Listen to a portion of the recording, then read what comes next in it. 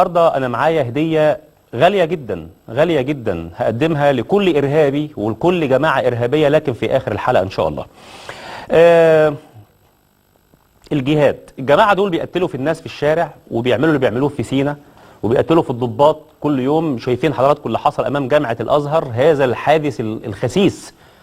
جماعه عساكر وضباط محترمين من الشعب المصري واقفين بيأمنوا الطلبه اللي ساكنين في المدينه الجامعيه، اللي من ضمنهم طلبة الجماعة الإرهابية، هم واقفين بره بيأمنوهم. ده اللي هنقف كلنا تحته، كلنا تحت العلم ده، تحت الراية دي، مش هنتفرق أبدا ولا هنخاف أبدا. علم مصر ده كلنا تحته، وحذاء الشهيد ده على راس كل إرهابي خسيس. وتحيا مصر. نلتقي بكرة إن شاء الله في حلقة مهمة جدا هيكون معنا فيها ضيفنا الكريم النجم الكبير سامح الصريطي، بكرة في الطريق إن شاء الله.